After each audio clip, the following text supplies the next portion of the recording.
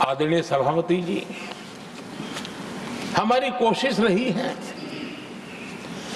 कि भारत के पास जो भी संसाधन है उन संसाधनों का ऑप्टिमम यूटिलाइजेशन किया जाए।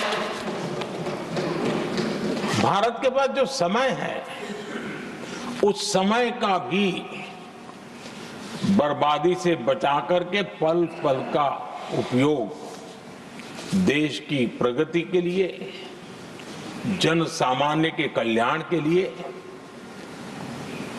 उसी पर वो खर्च हो। और इसलिए हमने एक अप्रोच अपनाया, सैचुरेशन का अप्रोच।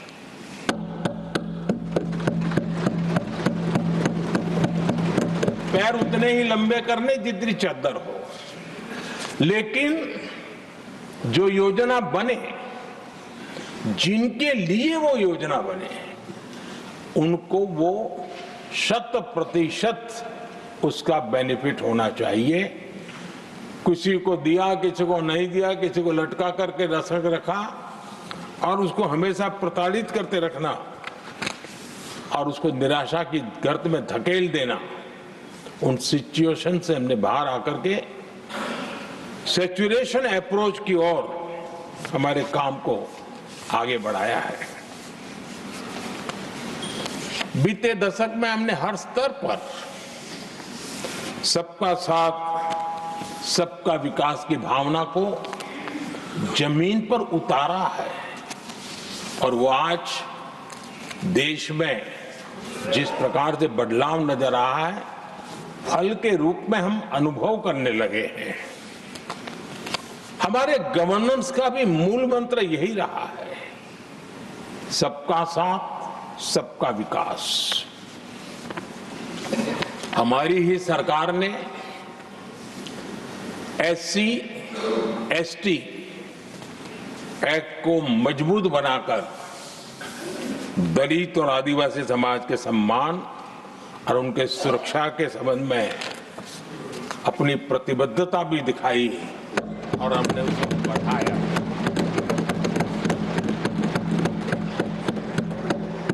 आदरणीय सभापति जी, आज जातिवाद का जहर फैलाने के लिए भरपूर प्रयास हो रहा है, लेकिन 3 दशक तक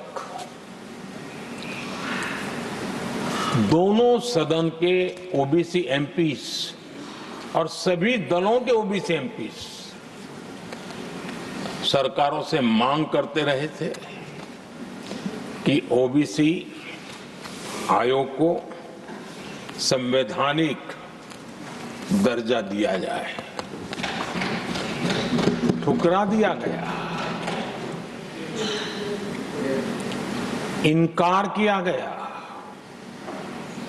क्योंकि शायद उस समय उनकी राजनीति को ये सूट नहीं करता होगा,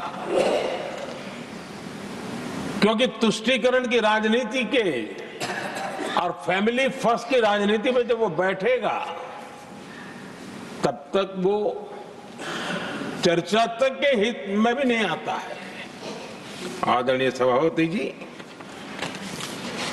ये मेरा सौभाग्य है कि हम सब ने मिलकर के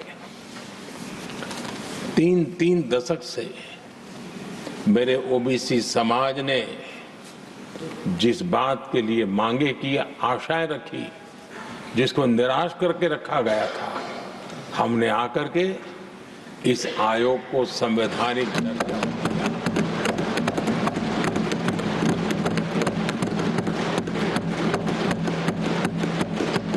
और हमने सिर्फ उनकी मांग पूरी की इतना नहीं, हमारे लिए उनका मान सम्मान भी उतना ही महत्वपूर्ण है, क्योंकि देश के 140 करोड़ देशवासियों को हम जनता जनार्दन के रूप में पूजने वाले लोग हैं।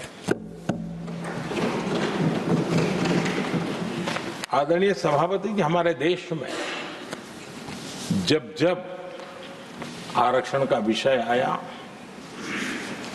तो उसको एक तंदुरुस्त तरीके से समस्या के समाधान के लिए सत्य को स्वीकार करते हुए करने का प्रयास नहीं हुआ। हर चीज में देश में विभाजन कैसे हो, तनाव कैसे पैदा हो, एक दूसरे के खिलाफ दुश्मनी कैसे पैदा हो, वही तरीके अपनाए गए हैं। देश आजाद होने के बाद जब ये प्रयास हुए हैं, इसी तरीके से हुए हैं। पहली बार हमारी सरकार ने एक ऐसा मॉडल दिया और सबका साथ सबका विकास के मंत्र की प्रेरणा से दिया कि हमने सामान्य वर्ग के गरीब को 10% आरक्षण दिया, बिना तनाव के, बिना किसी का छीन करके।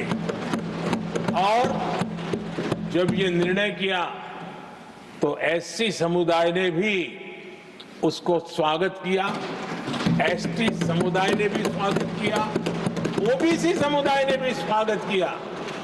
किसी को भी पेट में दर्द नहीं हुआ, क्योंकि इतना बड़ा निर्णय, लेकिन करने का तरीका था सबका साथ सबका विकास।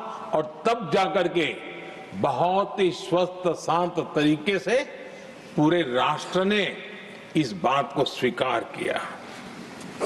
आदरणीय सभापति जी, हमारे देश में दिव्यांगों की कभी सुनवाई जितनी मात्रा में होनी चाहिए थी, नहीं हुई। जब सबका साथ सबका विकास का मंत्र होता है ना, तब मेरे दिव्यांग जन भी उस सबके कैटेगरी में होते हैं। और तब जाकर के हमने दिव्यांगों के लिए आरक्षण का विस्तार किया, दिव्यांगों के लिए सुविधाएं उपलब्ध हो, इसके लिए मिशन मोड में काम किया। दिव्यांगों के कल्याण के लिए अनेक योजनाएं बनाई, लेकिन योजनाओं को लागू भी किया। ये इसके कारण इतना ही नहीं, आदरणीय सभापति जी, ट्रांसजेंडर कम्युनिटी के अधिकारों को लेकर के हमने उसको कानूनी रूप से उसको पुख्त करने के लिए प्रामाणिकता पूर्वक प्रयास किया। सबका साथ सबका विकास के मंत्र को हम कैसे जीते हैं, ये हमने समाज के उस उपेक्षित वर्ग की तरफ भी हमने बड़ी संवेदना के साथ देखा।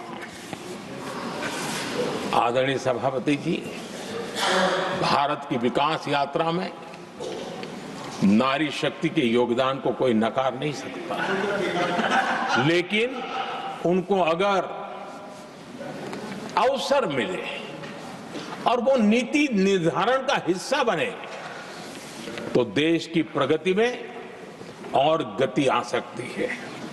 और इस बात को ध्यान में रखते हुए हमने ही और इस सदन का पहला निर्णय हुआ, हम देशवासी गर्व कर सकते हैं, सदन इस बात के लिए याद रखा जाएगा, ये नया सदन सिर्फ उसके रूप रंग के लिए नहीं, ये नया सदन का पहला निर्णय था नारी शक्ति बंधन। इस नए सदन को हम किसी और तरीके से भी कर सकते थे, हम हमारी वाहवाही के लिए भी उपयोग कर सकते थे, पहले भी होता था, लेकिन हमने तो मातृशक्ति की वाहवाही के लिए इस सदन का आरंभ किया था। और मातृशक्ति के आशीर्वाद से ये सदन अपना कार्य आरंभ किया है।